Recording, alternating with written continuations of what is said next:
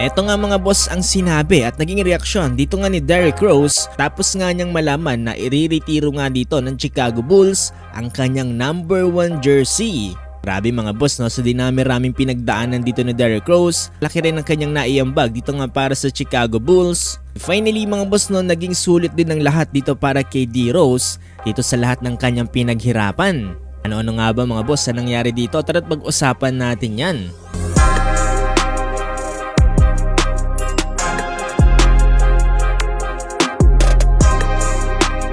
So ngayong umaga nga mga boss, no, ay nag-anunsyo ang Chicago Bulls ay riretiro nga daw nila dito mga boss ang number ni Derrick Rose taong 2025 to 2026 NBA season. Dahil nga dito mga boss, no, ay wala nang ibang player pa ang makakapagsuot nga ng number 1 dito nga para sa Chicago Bulls. The number 1 will always be from Chicago. So para sa kalaman ng lahat mga boss, no, balikan lang natin ng konti. Ito kasing si Derrick Rose ay isang Chicago native. Played 8 seasons with the Bulls and becoming the youngest MVP in the NBA history. Ngayon mga boss ay mukhang hindi pa rin talaga nakakalimot dito nga ang team na kanyang kinalakihan, kaya ngayon ay i-honored na nga daw nila dito mga boss ang mga ginawa dito ni Derrick Rose. Babalikan natin mga boss, no, itong si D. Rose kasi ang number 1 pick nitong 2008 NBA draft. Nanalo din siyang bilang Rookie of the Year in 2008 to 2009.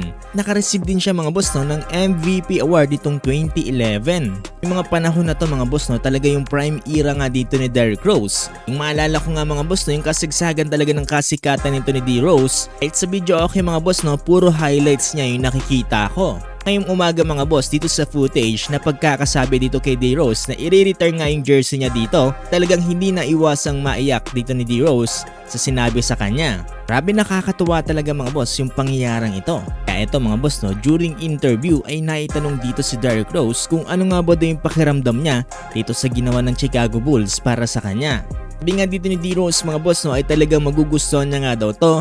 Baga parang sobra-sobra na nga rin daw to mga boss, no, kung gagawin din ito ng Chicago Bulls. Alam nyo rin ba mga boss, no, na wala nang ibang players dito para sa Chicago Bulls ang nakapagsuot ng iconic number 1 since na-trade itong si D. Rose dito nga para sa New York Knicks nitong taong 2016. Yung nag-issue mga boss ng jersey number 1 itong Chicago Bulls para dito kila Michael Carter Williams at Anthony Morrow ay parehong pinalitan yan mga boss, no, dahil sa pagbabacklash ng mga fans. Yun mga boss, no, napakagandang career para kay Derrick Rose. Although nandun na tayo, no, na talagang hindi maiiwasan yung mga injuries. Gayon pa man mga boss, no, may magandang panapos pa rin pala itong Chicago Bulls. Etong si D. Rose nga pala mga boss, no, ay nakapagtala ng 12,573 points and 3,770 assists loob ng 723 games across 15 seasons.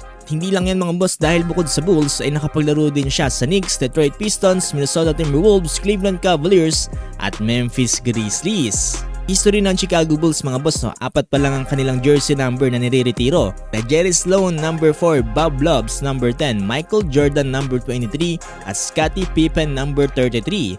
Mga boss, masaya ako dito para kay Derrick Rose.